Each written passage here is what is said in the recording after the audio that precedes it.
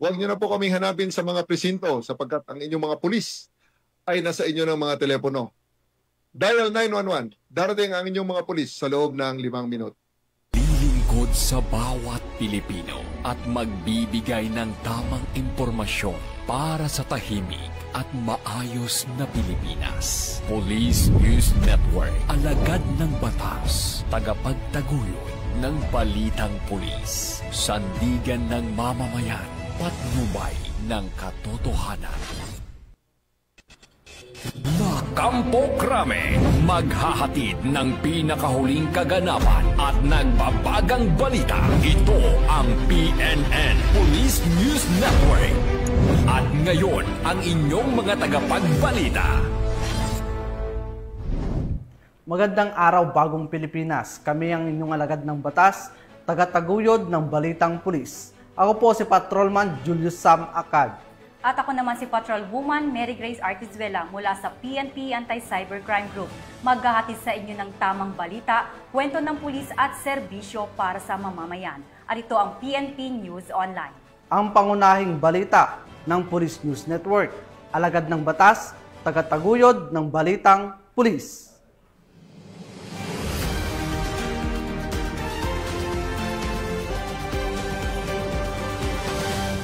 Narito ang mabalitang dapat niyong abangan.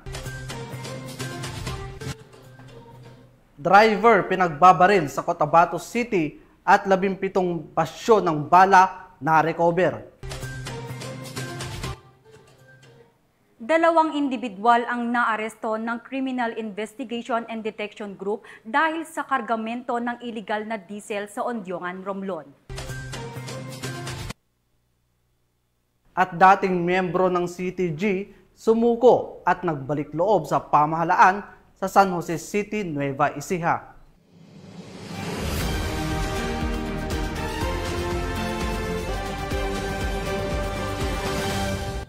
Narito ang mga balitang hatid ng ating PNN correspondents mula sa iba't ibang panig ng bansa.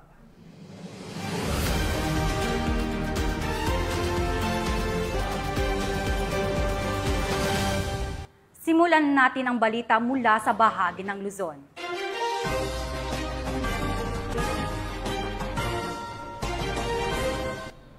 Isang miyembro ng Communist Terrorist Group ang tuluyan ng nagbalik loob sa pamahalaan sa San Jose City, Nueva Ecija.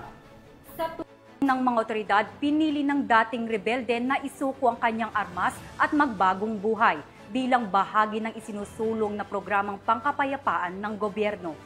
Ang buong detalye ng balita ni Patrolwoman Janice Bulahaw.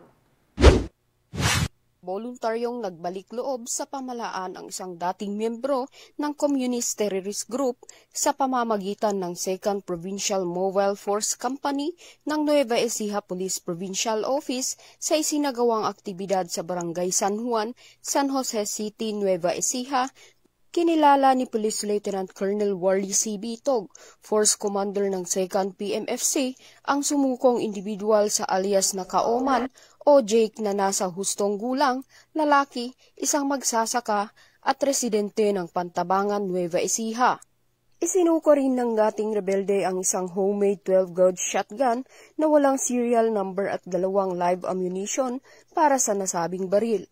Ang kaniyang pagbabalik loob ay isinagawa sa pangunguna ni Police Captain Virgilio S. Bagayas, Operation PCO, katuwang ang iba't ibang station unit ng Nueva Ecija.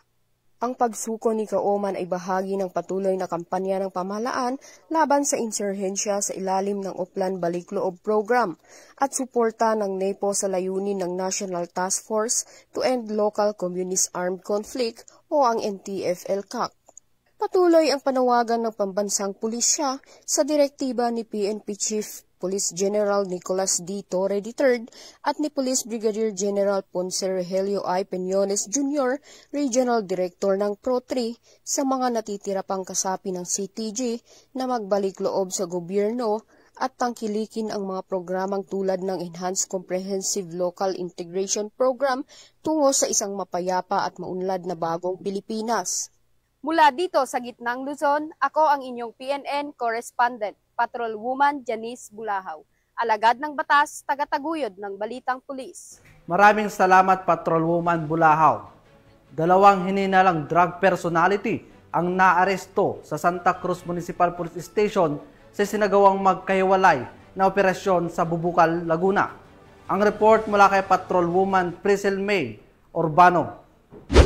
Tinatayang humigit kumulang 500k halaga ng hinihinalang shabu ang nasabat sa 2 drug personality sa isinagawang magkahiwalay na bypass operation ng mga operatiba ng Santa Cruz Municipal Police Station nito lamang ika-6 ng Agosto taong kasalukuyan.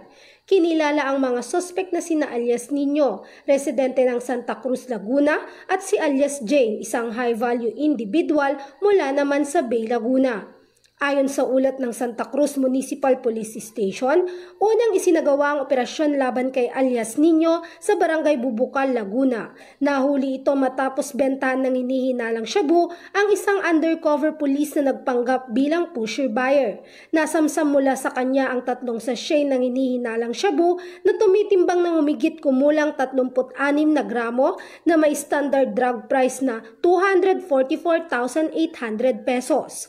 Na-recover din ang ginamit na bypass money at isang coin purse. Samantala sa iwalay na operasyon sa Barangay Duat, Santa Cruz, naaresto si alias Jane matapos rin bentahan ng iligal na droga ang nagpanggap na pusher buyer.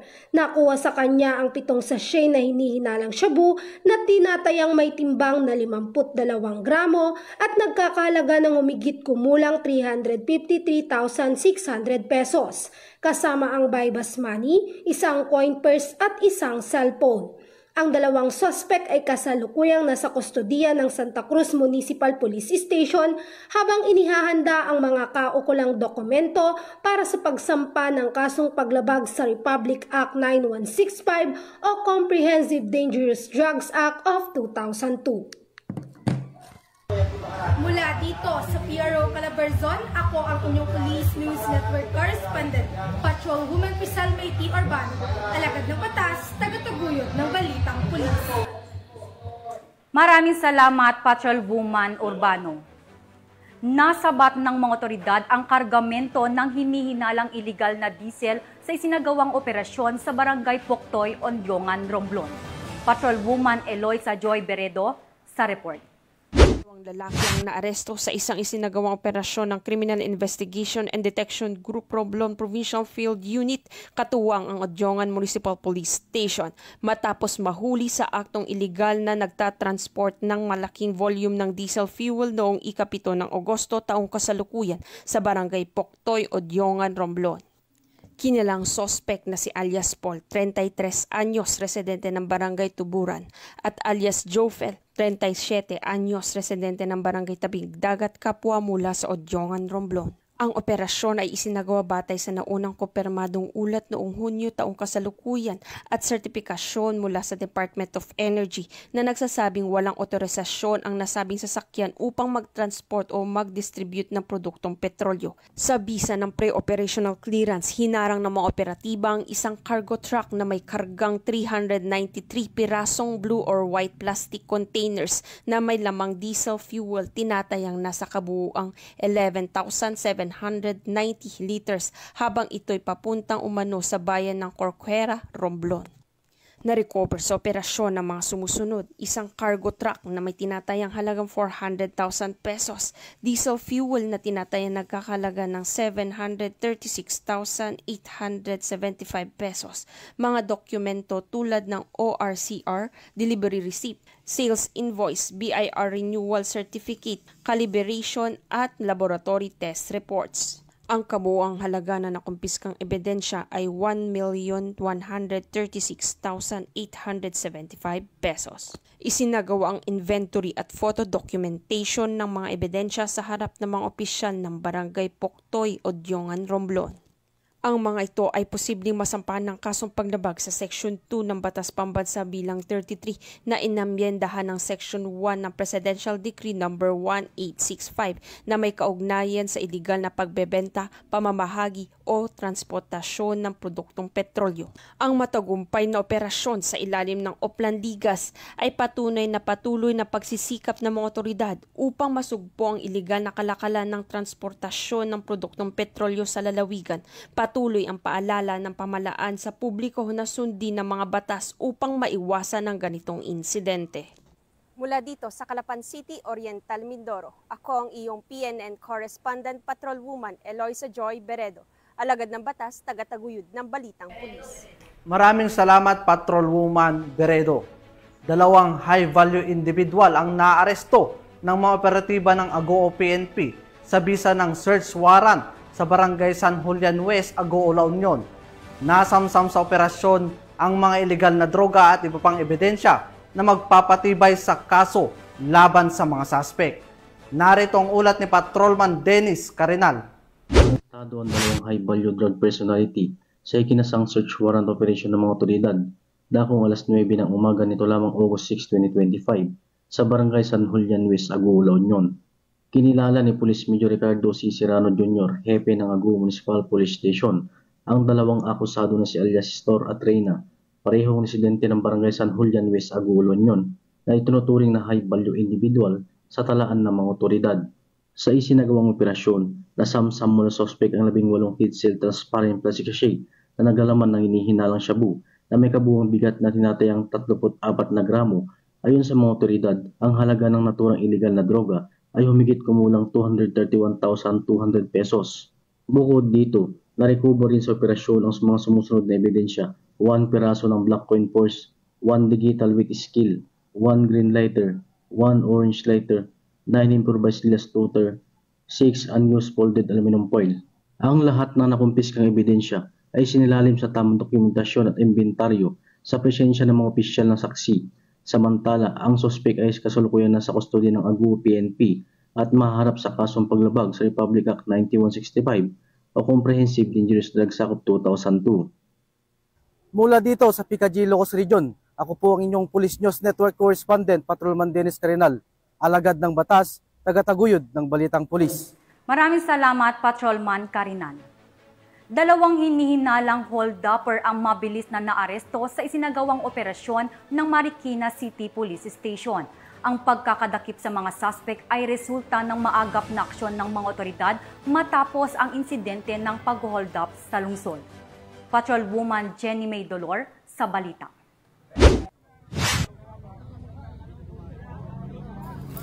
Dahil sa hindi matinag na dedikasyon ng Eastern Police District sa maagap at mabilis na pagtugon ng pulisya, agarang nahuli ng mga pulis ng Marikina ang 2 sospek na sangkot sa isang pang-hold up. Nito lamang ika-29 ng Hulyo taong kasalukuyan, mga bandang alas 2 ng hapon, sa Rosa Street, Barangay ng Lungsod ng Marikina. Ayon sa report, ang biktima ay pauwi na nang ang 2 sospek na kinilalang sina alias Bonbon at alias Ango na nakasakay sa isang motorsiklo ay biglang huminto sa tabi ng biktimang babae at nagdeklara ng hold up. Ayon sa biktima, tinutukan di umano siya ng kutsilyo ni alias Bonbon na nagdulot ng sugat sa kamay ng biktima habang marahas na kinukuha ang kanyang cellphone. Isang naka-off-duty na pulis naman na nakadistino sa Marikina Anti-Carnapping ang dumaan sa pinangyarihan ng krimen at nakapansin sa nangyari. Agad hinabol ng nasabing pulis ang mga sospek at sa gitna ng habulan, bumangga sa nakaparadang sasakyan ang mga sospek at agad itong na-corner ng pulis. Rumisponde naman ang 2 pulis Marikina rin na nagpapatrolya malapit sa lugar ng insidente.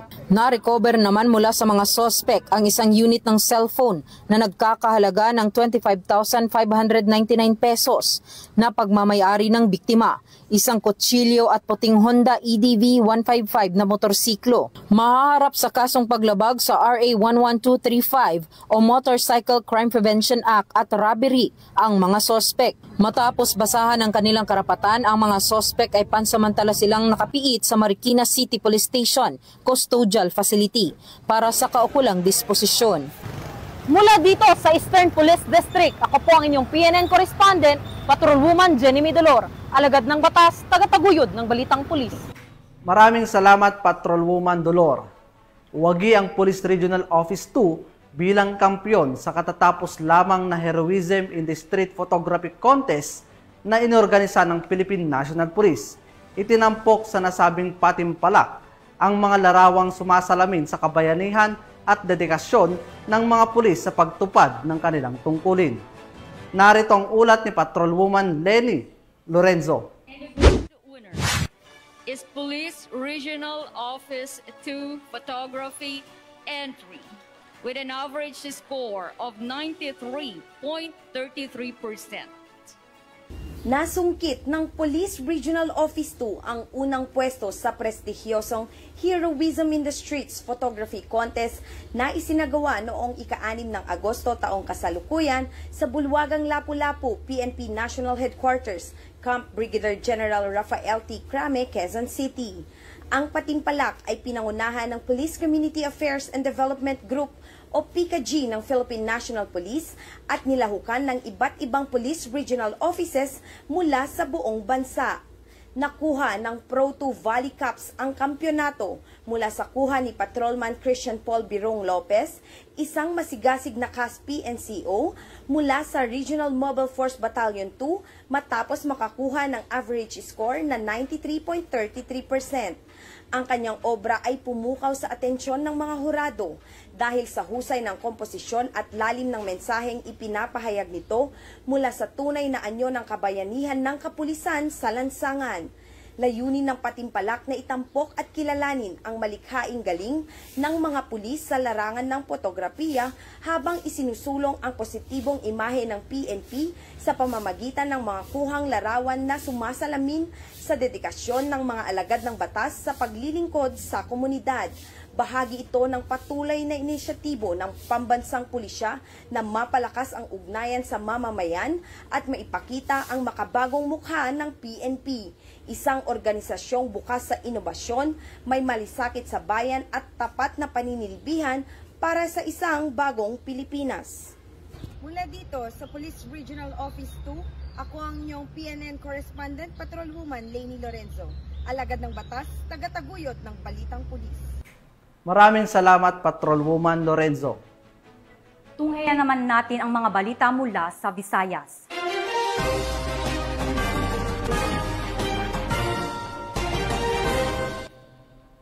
Isang malaking halaga ng hininalang shabu ang muling nasabat ng mga operatiba ng Cebu City Police sa isang ikinasang anti-illegal drugs operation sa Sitio Santo Niño, Cogon, Pardo, Cebu City. Nasa 850,000 piso ang halaga ng nakumpiskang kontrabando na itinuturing na malaking tagumpay sa patuloy ng kampanya laban sa iligal na droga sa lungsod. Patrolwoman Judith Nicanor sa report. Sa kulungan ang bagsak ng isang high-value individual na suspect matapos mahulihan ng 850,000 pesos na halaga ng hinihinalang shabu sa isinagawang bypass operation ng kapulisan ng Cebu City sa Sitio Santo Niño, Barangay Cogon, Pardo, Cebu City nito lamang nakaraan. Kinilala ni Police Captain Troy John A. Lelamunan, Acting Station Commander ng Police Station 7 Cebu City Police Office, ang suspect na si alias Tayoy, 50 anyos, na residente ng Sitio Santo Niño, Barangay Cogon, Pardo, Cebu City. Bandang alas 7:40 ng umaga na ikinasa ng kapulisan ng nasabing bypass operation, nagresulta sa pagka-aresto ng high-value individual na suspect at pagkasabat ng 7 pakete ng hinihinalang shabu na may timbang na 125 grams at standard drug price na 850,000 pesos, bypass money at green pouch. Samantala, kasulukuyang nasa kustudiya ng Police Station 7 CCPO ang suspect at maharap sa kasong paglabag sa Republic Act 9165 o Comprehensive Dangerous Drugs Act of 2002. Illegal drugs continue to pose a serious threat to the safety and well-being of our community. Illegal drugs does not only destroy the lives of the user, but also breaks family and fuel criminal activities. Let us work together to stop the spread of illegal drugs in our community. Say no to drugs and choose a healthier, safer, and brighter future for yourself and your loved ones. Be aware of your surroundings. Report any suspicious drug activities to the PNP.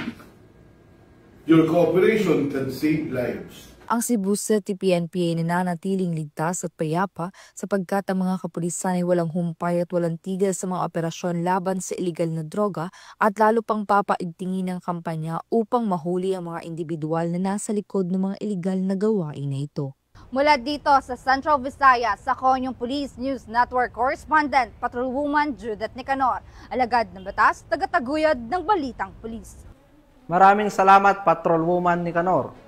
Arestado ng mga tauhan ng Northern Samar PNP ang isang wanted person sa Barangay Mandugang, San Jose, Northern Samar sa kasong paglabag sa Republic Act 9262 o mas kilalang Anti-Violence Women and Children Act of 2002.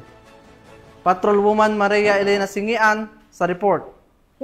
Sa mga autoridad ang isang lalaking wanted person sa kasong paglabag sa RA 9262 matapos mahuli sa Barangay Mandugang, San Jose, Northern Samar. Bandang alas 11:40 ng gabi nang maaresto ang akusado ng mga tauhan ng 803rd Maneuver Company Regional Mobile Force Battalion 8 kasamang 1st Northern Samar Provincial Mobile Force Company at San Jose Municipal Police Station sa bisa ng warrant of arrest para sa kasong paglabag sa Section 5A ng RA 9262 o Anti-Violence Against Women and Their Children Act of 2004 na may rekomendang piyansa na 72,000 pesos para sa pansamantalang kalayaan. Ang akusado ay dinala sa San Jose MPS para sa kaukulang dokumentasyon at tamang disposisyon. Ang pambansang pulisya ay patuloy sa pagpapatupad sa kanilang sinumpaang tungkulin na hulihin ang mga taong tiwalag sa batas upang mapanatili ang ligtas at maunlad na bagong Pilipinas. Mula dito sa Police Regional Office 8, ako ang inyong PNN Correspondent, Patrolwoman Singian. Alagad ng batas, tagataguyod ng Balitang Pulis. Maraming salamat, Patrolwoman Singian. Narito naman ang mga balita mula sa bahagi ng Mindanao.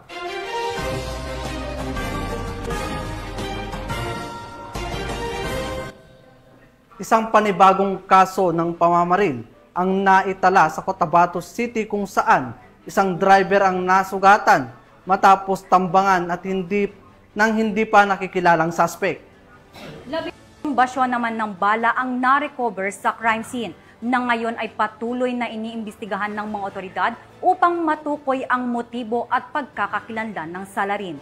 Narito ang detalye ng ulat mula kay Patrolwoman Angela Bandarlipe.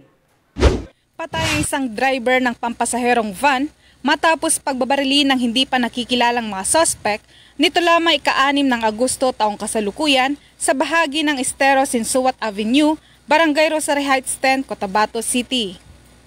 Kinilala ni Police Major Chovesto Ferrer Jr., hepe ng Police Station 2, ang biktima na si Elias Ismael, 50 anyos, may asawa at residente ng Barangay Poblasyon 8, Cotabato City.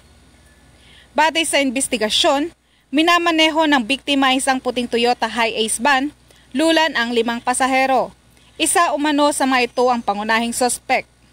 Ayon sa isang pasahero, humiling ang isa sa mga nakaupo sa harap na dumaan sa awang para isabay ang kasama nito, ngunit tumanggi ang driver. Dahil dito, nagkaroon ng tensyon at sapilitang kinuha ang suspect ang susi ng van habang umaandar ito. Tumakas ang biktima nang makitang may bubunutin ng suspect, ngunit pinaputukan ito. Kalaunan, isang riding in tandem ang dumating at pinaputukan pa siya sa ulo at likod. Na-recover ng suko sa crime scene ang 17 basyo at isang hindi sumabog na bala ng kalibre .45. Idineklara ng dead on arrival ang biktima sa paggamutan. Patuloy ang investigasyon ng Cotabato City Police Office upang matukoy ang motibo at pagkakakilanlan ng mga salarin. Mula rito sa Rio ng Bangsamoro, ako ang iyong PNN Correspondent, Patrolwoman Angela Bandarlipe, alagad ng batas, tagataguyod ng Balitang Pulis.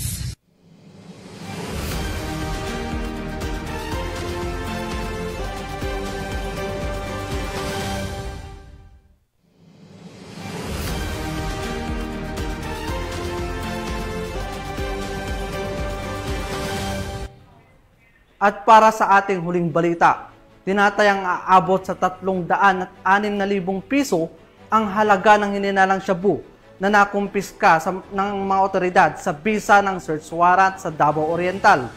Ang operasyon ay bahagi ng pinaigting na kampanya kontra illegal na droga sa nasabing reyon. Narito ang ulat ni Patrolwoman Sheena May Ilagan. Ang isang Isang drug personality sa isigawang operasyon ng CIDG Davao Oriental Provincial Field Unit, katuwang Mati City Police Station sa bisan search warrant operation, ito lamang Agosto taong kasalukuyan sa Mati City, Davao Oriental. Kinilalang suspect na si Elias Irag, 54 anyos, na residente na sabing lugar. Nasamsam mula sa suspect ang tinatayang 45 grams na shabu na may halagang 306,000 pesos, isang 45 na baril at iba pang mga ebidensya. Naharap sa suspect sa kasong paglabag sa Republic Act 9165 o Comprehensive Dangerous Drugs Act of 2002. Samantala, ang Police Regional Office 11 ay patuloy na pinapaigting ang laban kontra kriminalidad, alinsun sa kampanya ng Bagong Pilipinas na panatiling ng kapayapaan at kaayusan tungo sa pagsulong ng bansa. Mula dito sa Police Regional Office 11, ako inyong PNN Correspondent, Patrolwoman Sheena May Ilagad, alagad ng batas, tagataguyod ng Balitang Pulis. Maraming salamat, Patrolwoman Ilagad. At yan ang mga balitang nakalap ng ating PNN correspondents mula Luzon, Visayas at Mindanao. Sa ngalan ng pamunuan ng Philippine National Police, sa pangunguna ni PNP Chief, Police General Nicolas Torre III, at sa pamumuno ni President Ferdinand Bongbong Marcos Jr., kami ay maglilingkod sa bawat Pilipino at magbibigay ng tama at balanseng balita. Dahil dito sa Bagong Pilipinas, ang gusto ng pulis, ligtas ka. At bilang bahagi ng mas pinabilis at pinalawak na emergency response system, muli naming ipinaaalala ang panawagan sa ating mga mamamayan na huwag nyo nang hanapin ang mga pulis sa mga presinto sapagkat kami ay nasa inyo ng mga telepono. Dial 911. Darating kami sa loob ng 5 minuto. Mula rito sa tanggapan ng tagapag-ugnay ng Pambansang Pulisya, ako ang inyong alagad ng batas, tagataguyod ng Balitang Pulis, Patrolman Julius Sam Acad. At ako naman si Patrolwoman Mary Grace Artizuela mula sa PNP Anti-Cybercrime Group. Maghahatid sa inyo ng tamang balita, kwento ng pulis at serbisyo para sa mamamayan. At ito ang PNP News Online. Ang pangunahing balita ng Police News Network.